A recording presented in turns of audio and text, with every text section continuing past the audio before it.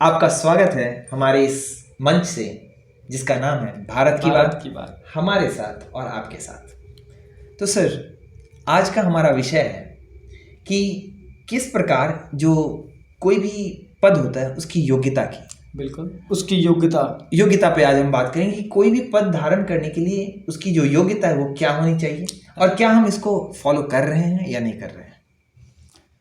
Sir, पहली बात है कि आप आज से लेकर मैं पहले की इतिहास की तो बात नहीं करूँगा, बिल्कुल, लेकिन जब से मुझे ज्ञात है किसी भी चीज़ में आप जब भी कोई सरकारी नौकरी हो या फिर सरकारी हो या प्राइवेट हो, यानी कि कोई सरकार की या फिर निजी आप यानी कि आप दूसरे के यहाँ जब भी हम जाते हैं, हाँ अपनी हो तो बात नहीं है, दूसरे के यहाँ जब भी हम जाते हैं तो कुछ क्वालिटी लोग जहाँ चीज़ों को मैनेज करने की बात आती हो, कुछ ना कुछ आपको वर्क ऐसा असाइन किया जाता है। बिल्कुल वैसे कुछ चीज़ों में डिग्री की ज़रूरत नहीं होती है, लेकिन वो इस लेवल की होती है कि उसमें आप क्या डिग्री देखेंगे और किस टाइप। तो सर वहाँ एक्सपीरियंस तो देखते होंगे ना। हाँ, मैं आपको आपके क्वालिटी को दिख जाता है सर। मान लीजिए जो जैसा भी है उसकी उस क्वालिटी को देख के, अब जैसे हाँ आपने कहा मैसन मिस्त्री या ईटा लगाएगा, आप दिखेगा कि हाँ लेवल में ईटा लगा रहा है, सीधा ईटा लगा रहा है, प्लास्टर सही कर रहा है, तो वो काम नहीं करेगा तो नहीं देंगे। या फिर हलवाई है तो वहाँ उसके एजुकेशन क्वालिफिकेशन नहीं, हम उसका वो देखेंगे कि वो किस तरीके से वो बना रहा है, खाना कितना स्वादिष्ट बना रहा है। तो वैसे ही सर, आज मैं अगर बात करूँ तो हर क्षेत्र में अर्हता का होना बहुत जरूरी है। बिल्कुल सर, क्योंकि ये अगर नहीं होगा तो लोग कैसे समझेंगे कि कौन अच्छा है, कौन बुरा है। एलिजिबिलिटी जो होती है ना वो जरूरी है सर। बिल्कुल सर।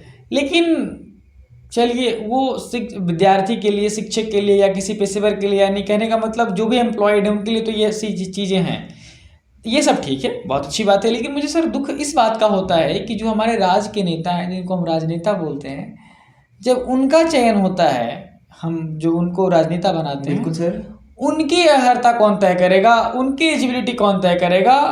कोई भी रैंडमली कोई भी बन जा रहा है, जिनका ना कोई क्वालिफिकेशन है ना कोई एक्सपीरियंस है, बस इसलिए कि हम पॉलिटिकल फैमिली में मेरा जन्म हुआ है, हम वही देख रहे हैं पिताजी मेरे कैसे क्या किए, और या हमारे हस्बैंड, ये तो कोई लॉजिक नहीं है सर। हमारे हस्बैंड सीएम रहे हैं, इसका मतलब है कि क्या सर ये सारा, मैं जहाँ तक मुझे बायोलॉजी का पता है कि ट्रेड्स दो टाइप का होता है, जेनेटिक एक, और एक होता है इनहेरिट, दूसरा होता है एक्वायर्ड, जो आपने गेन किया। बिल्कुल। तो ऐसा तो नहीं है ना कि मेरे पिताजी पॉलिटिशियन थे तो मेरा जेनेटिकली मैं भी पॉलिटिशियन बन गया। नहीं सर, पॉलिटिशियन तो मैंने नहीं सुना है कि ये जो है हेरिडिटी गुण है, जो जैसे कुछ डिजीजेज हैं सर, जैसे मान लीजिए कि एनीमिया है, या जैसे मान लीजिए कि आई प्रॉब्लम है, कलर ब्लाइंडनेस है, तो ये एक अगर पिता को है तो उसके पुत्र में आने की संभावना, हाँ प्रोबेबिलिटी है। लेकिन इस बात की ये नहीं है कि अगर आप पॉलिटिशियन हैं तो आपके बच्चे सीएम बन के निकलेंगे,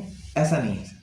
इसकी कोई रिलेशन नहीं है। हाँ, ये हो सकता है कि वो बात करने में अच्छा हो, हाँ ये हो सकता है कि आप बहुत झूठ बोलते हो तो उसको भी झूठ बोलने आ जाए, पब्लिक इंटरेक्शन वो कर रहे हैं। हाँ। पिताजी साथ में वो भी था तो वो साथ में सर, वो जन्म से नहीं आया उसको, उतना बकबक तो गांव के भी लोग करते हैं सर। हाँ बिल्कुल, वो उनके साथ रहते रहते इस चीजों को सीखा है, तो वो तो किसी को भी हम उस जगह पे लाके रख देंगे और उसको वो मंच मिलता रहेगा तो वो कोई भी यूज्ड टू हो जाएगा। आज हम देखिए यूट्यूब पे हम देख रहे हैं कि कुछ भी कोई भी लोग आ रहे हैं और धीरे धीरे करके वो यूट्यूब पे हैं, कुछ भी कर रहे हैं, तो कोई भी यूज्ड टू हो जाता है सर। तो मेरे कहने का मतलब है कि सर ने बहुत ही अच्छी पॉइंट को रेज किया है कि पॉलिटिशियंस की योग्यता को कौन तय करेगा। हाँ सर, कुछ क्राइटेरिया हमने कर ली है कि जिनको ज़्यादा वोट मिलेगा वही योग्य है। अब मुझे ये बताइए कि क्या ये क्राइटेरिया एक सही पॉलिटिशियन को चुनने में मदद करती है या नहीं? मेरे ख्याल से तो सर वो वही लोग खड़े ही होने चाहिए, यानी कि जो इलेक्शन में वही लोग खड़े होने चाहिए जिनकी प्रॉपर अर्हता हो, यानी उनकी योग्यता प्रॉपर हो। सर मुझे जहाँ हमसे तो सर बहुत एक्सपीरियंस हो जाता है कि इस डिपार्टमेंट में आपका 5 साल का एक्सपीरियंस हो, 10 साल का एक्सपीरियंस हो, उनका एक्सपीरियंस कौन तय करेगा सर? उनकी अर्हता कौन योग्यता तय करेगा सर? तो इसके बारे में आपका क्या राय है? बिल्कुल सर, आपने बहुत ही अच्छा प्रश्न उठाया है। मैं कहना चाहता हूँ कि ये जो भी पॉलिटिशियन है सर, ये जब समाज में आते हैं तो बात ये कह सकते हैं इस मुद्दे पर कि हमारी योग्यता जनता तय करती है, और हम तो ये तो और अच्छा है कि जनता तय करती है, मैं तो अपने से कुछ करता नहीं। लेकिन मैं यहाँ एक बात बताना चाहूँगा सर कि हमारे इंडिया में जो पॉपुलेशन है सर, उसमें 50% मान लेते हैं, क्योंकि महिलाएं हैं आधा और आधा पुरुष हैं, ये थोड़ा बहुत स्टैटिस्टिक्स में हो सकता है। 50% जो महिलाएं हैं वो जनरली पॉलिटिकल अवेयर नहीं है सर। आप अपने घर में भी देखिए, आप अपनी माताओं को देखिए, अपनी बहनों को देखिए और उनसे पूछिए, चर्चा कीजिए कि कौन नेता अच्छे हैं। वो एक दो नाम भले ही जो बहुत कॉमन है उसके बारे में कुछ बता दें, अदरवाइज बहुत ज़्यादा पॉलिटिकली वो इंटरेस्टेड नहीं है। मेरे कहने का ये सेंस है कि वो इंटरेस्टेड नहीं। तो अगर वो किसी को वोट देती हैं तो वो केवल बस सुने सुनाई है, उनके भाई ने कह दिया, उनके पिताजी ने कह दिया, उनके हस्बैंड ने कह दिया, उसको जाके वोट दे देना है। तो यहाँ से जो लोग सेलेक्ट होके आ जा रहे हैं और वो कह रहे हैं कि जनता हमें चुन रही, तो जनता का सिलेक्शन है। तो मूर्ख लोग अगर खड़े हो जाएंगे और आपके पास ऑप्शन ही नहीं होगा तो मूर्ख लोग भी सेलेक्ट हो जाते हैं सर। ये तो वोट की बात आ गई ना, तो वो तो खैर खड़े होंगे, उनको वोट देना ही है। तो वही लेकिन मैं क्या चाहता था, खड़े होने की अर्हता तय होनी चाहिए, खड़े होने की अर्हता तय होनी चाहिए कि केवल इसलिए नहीं खड़े तो होंगे तो देंगे। मुझे एक बात याद आ रही है सर कि इसमें आपने अर्हता की बात की और कई लोग मानते हैं सर, कई नेता हैं हमारे सो कॉल्ड जो ये मान चुके हैं कि अर्हता होनी चाहिए। और कैसी अर्हता आप जानते हैं सर? कई बार किसने जेल के दर्शन किए हैं, करप्शन में कौन कितने दिन जाके जेल, ये उनकी डिग्री है सर। जो जितने क्राइम कर चुके हैं वो उतने हाईलाइटेड नेता है। आप देखिए हमारे कई ऐसे नेता हैं जो जिन पे क्राइम केसों का अंबार होगा और वो हर बार जीतते हैं। तो डेट मीन्स क्या ये मान लें सर हम कि इनका जो अर्हता है ये क्रिमिनल बैकग्राउंड है? क्योंकि मोस्ट ऑफ द लीडर्स काम देखते हैं सर, मुझे भी बहुत सारा नाम पता है, लेकिन मैं और अगर सीधे साधे लोग खड़े होते हैं सर तो उनको धमकी मिलने लगती है, या तो उठवा लेंगे या फिर तुम साइड हो जाओ, अपने सारे वोट को या तो मेरे में ट्रांसफर कर दो, तो जीना मुश्किल कर दो। बिल्कुल बिल्कुल। तो सर कैसे होगा? क्या आपके पास इसका कोई रास्ता है कि इस चीज़ों को दूर कैसे किया? अब सर इस बारे में तो मुझे मैं यही कहूँगा कि इसके लिए जो हमारी गवर्निंग बॉडी है इसको इस बारे में सोचना चाहिए, और जो भी जो रिस्पेक्टिव डिपार्टमेंट है, यानी जो बॉडी इसको कंट्रोल, जो इसके ऊपर अमेंडमेंट लाकर जो बदलाव कर सकती है। लेकिन सर बात वही आ गई ना कि ये तो वही हो गया कि आप उसी के घर में उसी में बदलाव करना चाहते हैं। जो अमेंडमेंट लाई है वो ऑलरेडी मूर्ख बैठे हुए हैं वहाँ, और आप सोच रहे हैं कि कुछ ऐसा बदलाव आ जाए, वो आने ही नहीं देंगे, क्योंकि आप उम्मीद कर रहे हैं उसी सरकार से जो सरकार वहाँ यही चीज़ करके बैठी हुई है, और हम चाह रहे हैं इस सिस्टम को ही जैसे बिल्ली को बोल रहे हैं दूध की रक्षा करने के लिए। हाँ बिल्कुल बिल्कुल यही बात है कि आप उसी चीज को आप उसी से उस चीज को मांगने जा रहे हैं जिसके कारण ये हिंसा और जिसके कारण ये टॉपिक चल रही है, और उन्हीं से आप ये उम्मीद रख रहे हैं कि वही इसको बदलाव करेंगे। तो शायद ये बदलाव नहीं तब तो फिर चलिए बात सही है सर। आप फिर अब रहा पब्लिक के पास क्या क्या विकल्प है। बिल्कुल सर। तो मेरे हिसाब से सर पब्लिक के पास विकल्प है कि जो भी नेता खड़े होते हैं उनमें, अब ये तो सही बात है कि जब नेता खड़े होंगे तो उसमें कुछ पढ़े लिखे भी होंगे, कुछ अनपढ़ भी होंगे। तो अब पब्लिक तय करेगी कि मैं उसी को चुनूंगी या चुनूंगा जो वेल क्वालिफाइड हो। बिल्कुल, ये पब्लिक तय कर ले। जब सीधी सी बात है कि जब सीधी उंगली से ही नहीं निकलेगी तो टेढ़ी करनी पड़ेगी। तो अगर लग रहा है कि अगर ऐसी अर्हता कोई सरकार तय नहीं करती है तो पब्लिक तय करे, पब्लिक तय कर लेगी तुरंत। जैसा आपने कहा कि पब्लिक के हाथों में है, तो मैं उसमें ये सोच रहा था कि क्यों ना डायरेक्टली हम रूट को खत्म कर दे, लेकिन रूट तो उसी के कंट्रोल में है। यस, रूट वही है। रूट को हम कंट्रोल करेंगे, पब्लिक से कंट्रोल करवाएंगे, पब्लिक को अवेयर करेंगे, पब्लिक को अवेयर होना पड़ेगा। तो आपने जैसा कि कहा कि अभी तक लोग अवेयर नहीं है, तो इस बात यही चैनल तो हमने इसलिए अवेयरनेस के लिए बनाया है सर, कि जहाँ लोगों को अवेयर करेंगे, पब्लिक को समझाएंगे कि उनके लिए क्या हक में है। वो रैलियों पर ना जाए, वो रैली के भीड़ों पर मत ना जाए। उनको वो जो नेता बनेगा वो उनको क्या देगा, ये विचारणीय प्रश्न है सर। वो 500 और 1000 रुपए में 5 साल के लिए वो जो बनता है, आप सोचिए कि वो आपके साथ कितना नाइंसाफी होगा। बिल्कुल बिल्कुल। आप 500 में बिक जा रहे हैं एक वोट के लिए, लेकिन आप याद रखिए आपके बच्चे के कई भविष्य को खा जाएगा। आपके बच्चे कभी जॉब नहीं कर पाएंगे। हो सकता है उनका जो एज हो, उस एज में वो पॉलिटिकल लीडर कोई ऐसी योजना ही ना निकाले जहां आपका कोई वैकेंसी ही ना हो, या कोई फैक्ट्री या इंडस्ट्री ही ना लाए। तो सारे जी सर, वैकेंसी कहाँ है? बड़ी बड़ी स्टेट में आप देख लीजिए कहाँ वैकेंसी जाती है। जब सरकार का चुनाव आता है तो कुछ अपना, अच्छा चुनाव आते ही वैकेंसी, मतलब ये क्या है सर? जैसे हमने सुना है कि जब बसंत आते और मारा मारी हो जाती है सर बसंत आते हैं तो फूल लगते हैं। तो ये तो नेचुरल प्रोसेस है। हाँ। लेकिन मुझे बताइए, चुनाव तो नेचुरल प्रोसेस नहीं है सर। ये चुनाव आती ही ये उन लोग के लिए कहाँ से अपडेट हो जाते हैं और जॉब पत्तों और सब जगह से कि लगता है कि कितना जॉब दे दें, जरूरत से ज्यादा जॉब का प्रचार करने लगते हैं। टीचर वाले ने तो हमारा तो टीचर वाले का तो मत कहिए सर, TRE 1 TRE मुझे तो वही लगता है कि बच्चे से ज्यादा संख्या टीचर की ना हो जाए। अब कई ऐसे स्कूल हैं सर, प्राथमिक विद्यालय यानी कि प्राइमरी स्कूल, इसमें मात्र 4 या 5 बच्चे आते हैं और सरकार का खर्च उस पर 5 लाख रुपए महीने का है। तो सर क्या जरूरत अब बताइए कि अब सरकार करे तो क्या करे, वहाँ प्राइवेटाइज करते हैं।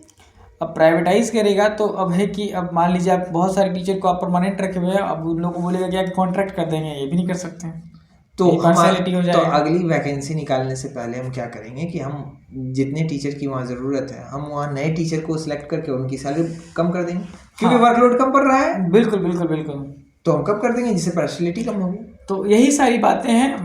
बेसिकली हम चाहते हैं कि लोग को अवेयर किया जाए, जिससे कि लोग अवेयर हों और एक शिक्षित अच्छा सर युवा को चुने। सर जैसे आज मान लीजिए आपको BPSC की फॉर्म भरनी तो आपको ग्रेजुएशन अनिवार्य है, आपको इवन ग्रुप D भी भरना है सर तो आपको मैट्रिक और इंटर अनिवार्य है। बिल्कुल इसी तरीके से सरकार को चाहिए, और सरकार नहीं करती है तो सुप्रीम कोर्ट को चाहिए कि ये चीजें फोर्सफुली लागू करें। बिल्कुल और हमारी जनता की ये मांग हो, छोड़िए सरकार क्या बदलाव करेगी, सरकार तो नहीं चाहिए, हम जनता की ये मांग हो कि हमारे कॉन्स्टिट्यूशन में ये अमेंडमेंट लाना होगा कि graduation is the minimum qualification for a politician. कोई भी एक्सपीरियंस भी बिल्कुल, हम आज वो उनकी मनी और ये सारी चीजें नोट कर रहे हैं लेकिन उनकी एजुकेशन क्वालिफिकेशन की कोई बात नहीं करता, और हमेशा ये कहते हैं कि अंगूठा टेक आदमी भी अच्छा पॉलिटिशियन हो सकता है। तो मैं ये कहना चाहता हूँ सर कि आप शिक्षक को MA पढ़ाने के बाद फिर B.Ed क्यों करवाते हैं, और कहते हैं B.Ed करने से पहले बहुत अच्छा ड्राइवर है, फिर आप लाइसेंस क्यों मांगते हैं? फिर लाइसेंस की क्या जरूरत है, मैं बहुत अच्छा ड्राइवर हूँ। तो इन सभी चीजों में क्राइटेरिया है, लेकिन जहां शिक्षक में तो हद हो गई है sir. Matric, inter, graduation, B.Ed, C.Tet, paper 1 paper 2, state paper 1 paper 2 sir, B.Tet, पता नहीं और कितनी, उसके बाद ये तो सर ट्रेलर था, अब असली मूवी BPSC उसके बाद आ जाती है, फिर BPSC के रिजल्ट अटक जाते हैं। तो कई बार मैं तो सोच रहा हूँ कि इससे बेहतर तो एक IAS की तैयारी कर ले कि PT मेंस इंटरव्यू 3 बार में निकल जाता है कम से कम।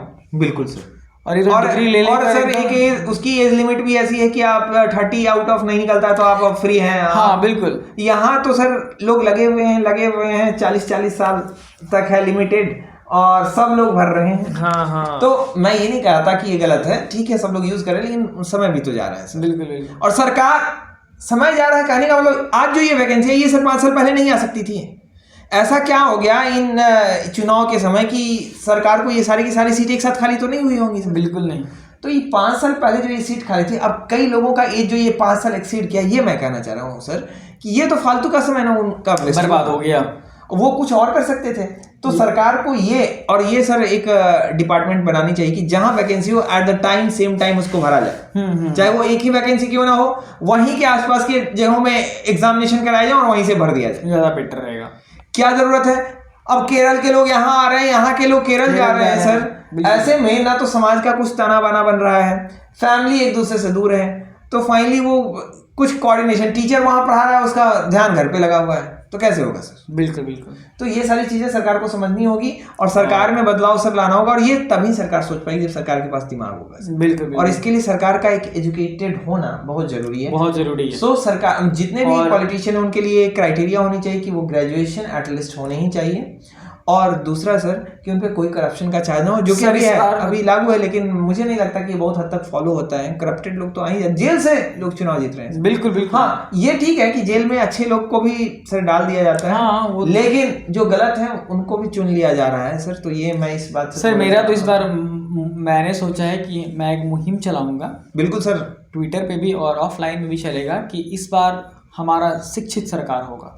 बिल्कुल सर, शिक्षित सरकार से हम बाद में कुछ मांगेंगे या उनके एजेंडा को हम बाद में, पहले उनकी डिग्री चेक करेंगे कि आप खुद कितने क्वालिफाइड हैं कि आप जनता की भविष्य तय करेंगे। बिल्कुल। अगर आपकी खुद की कुछ क्वालिफिकेशन नहीं है, आपने बुक स्टडी नहीं किया है, तो आप केवल यूट्यूब देख के जनता की भलाई नहीं कर सकते। टेस्ट भी हो, ये आपका कहना बहुत अच्छा मुझे लगा है सर। और मैं इसमें एक चीज ऐड करना चाहूंगा, अगर ड्राइवर के लिए ड्राइविंग लाइसेंस और टीचर के लिए B.Ed कि इनको, तो क्यों नहीं एक अलग से पेपर यूज किया जाए जो ये क्वालिफाई कर भी जाए मान लेते हैं कि अगर जनता को छूट मिले, इंटर ग्रेजुएशन तो सर बहुत कॉमन है, अब इनका टेस्ट भी होगा, इनका टेस्ट होगा, और जो इस टेस्ट को, एक टेस्ट होगी जिसमें सर सारी की सारी कैसे, क्योंकि सर आप देखिएगा संसद में लोग कुर्सी फेंक रहे हैं, और ऐसे नहीं होगा test sir, AI based test होगा, एआई बेस्ड, बिल्कुल एआई ही क्वेश्चन पूछेगा, कोई आदमी नहीं क्वेश्चन पेपर सेट करेगा, एआई बेस्ड, दुश्मनी भी ना हो, कोई नहीं मुझे डिससेलेक्ट कर दिया, डिस्क्वालीफाई कर, सिलेबस होगी, प्रॉपर सिलेबस, उसी से क्वेश्चन आएगा,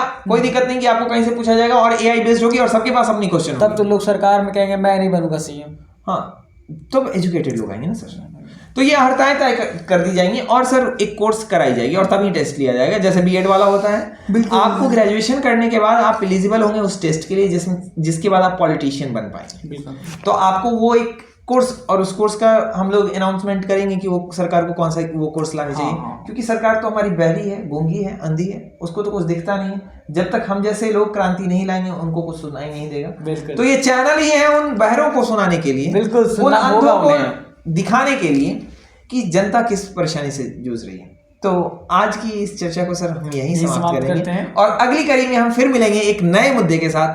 तब तक के लिए भारत की बात भारत के साथ, जहां आप और हम एक मिलकर करेंगे नए मुद्दे, हाँ बिल्कुल, आप और हम मिलकर करेंगे नए नए मुद्दों पर बात, बिल्कुल। तब तक के लिए धन्यवाद।